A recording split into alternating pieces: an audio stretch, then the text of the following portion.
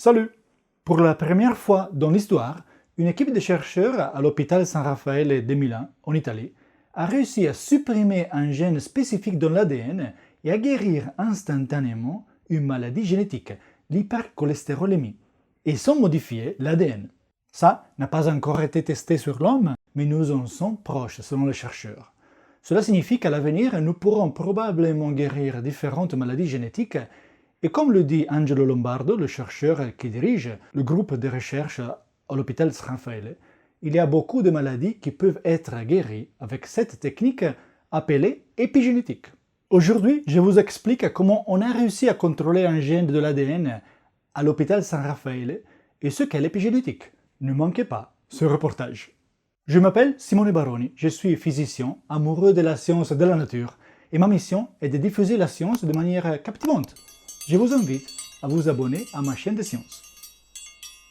Chaque cellule de notre corps contient de l'ADN, qui codifie l'apparence de chacun d'entre nous. C'est comme un code, construit à partir de 4 molécules alternées, l'adénine, la thymine, la cytosine et la guanine. L'ADN de chacun est différent de celui des autres et il y a des millions de différences, environ 1% de l'ADN, et c'est ce qui nous rend uniques. L'ADN humain est une séquence de molécules qui contient environ 3 milliards d'éléments.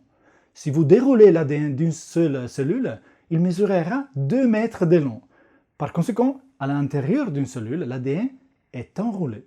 Plus précisément, il existe des molécules appelées histones autour desquelles l'ADN est enroulé.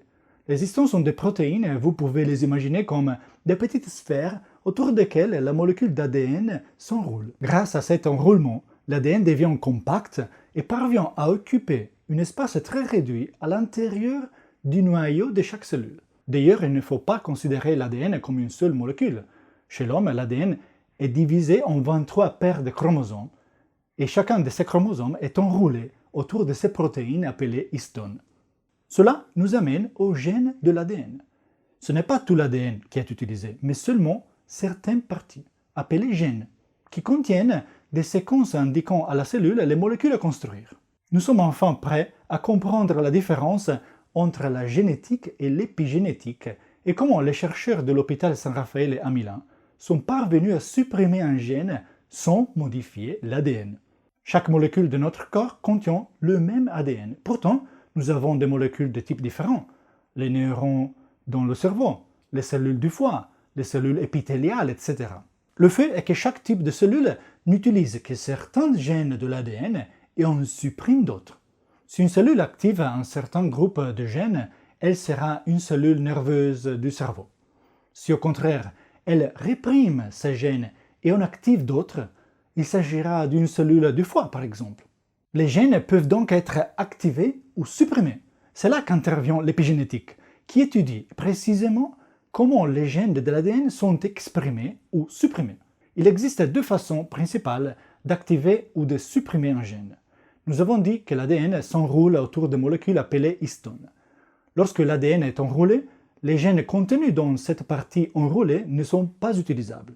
Mais si 2 petites molécules de différents types sont attachées à ces histones, une partie de l'ADN autour de l'histone se déroule et devient disponible. Les cellules de notre corps attachent et détachent des petites molécules aux histones de forme naturelle afin de dérouler et d'enrouler l'ADN et ainsi de montrer ou de cacher certains gènes.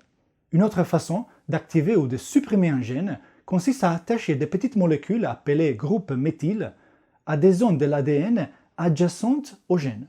Si des atomes de carbone avec 3 atomes d'hydrogène, CH3 en chimie, sont attachés à la zone adjacente à un gène, alors le gène est supprimé. En d'autres termes, la présence de ces atomes de carbone supplémentaires empêche la machinerie cellulaire de lire le gène adjacent. Si au contraire, ces atomes de carbone supplémentaires, ces groupes CH3, sont élevés, le gène redevient actif. C'est déjà surprenant, mais ce qui est encore plus surprenant, c'est qu'un gène actif peut être supprimé et ensuite réactivé. Il suffit d'enlever ou d'ajouter ces petites molécules à l'ADN pour revenir en arrière, car il existe un mécanisme dans la cellule qui peut ajouter ou enlever ces petites molécules à l'ADN. Voilà ce qu'ils ont fait à l'hôpital San Raffaele à Milan. Ils ont pris la molécule d'oie de zinc, naturellement présente dans les cellules. Cette protéine contient un atome de zinc et grâce à la présence de cet atome, elle est capable de se lier à l'ADN. Ils ont ensuite modifié cette protéine à doigt de zinc en ajoutant d'autres morceaux de protéines, de sorte que cette nouvelle protéine à doigt de zinc se lie à l'ADN autour d'un gène spécifique, le gène PCSK9. Ce gène, lorsqu'il est actif, permet aux cellules du foie de créer une molécule qui empêche les cellules hépatiques d'absorber et de dégrader les molécules appelées mauvais cholestérol. En d'autres termes, il existe des personnes chez qui ce gène est actif dès la naissance, car elles en ont hérité, et ceci augmente leur taux de mauvais cholestérol, entraînant des maladies cardiovasculaires très dangereuses. L'objectif des épigénéticiens milanais était de supprimer ces gènes dans les molécules du foie afin de guérir cette maladie génétique. Et il ne s'agissait pas seulement de supprimer les gènes une fois, mais de faire en sorte que cette suppression soit permanente dans le temps, et même que les molécules du foie transmettent cette suppression aux nouvelles cellules filles. Pour ce faire, ils ont modifié la protéine doigt de zinc afin qu'elle se lie à ces gènes et attache les groupes méthyl CH3 dans la zone adjacente au gène. Ce faisant, le gène est supprimé. En d'autres termes, le gène est toujours présent dans l'ADN, mais il n'est plus lu, il est ignoré. Les résultats publiés le 28 février 2024 sont sensationnels.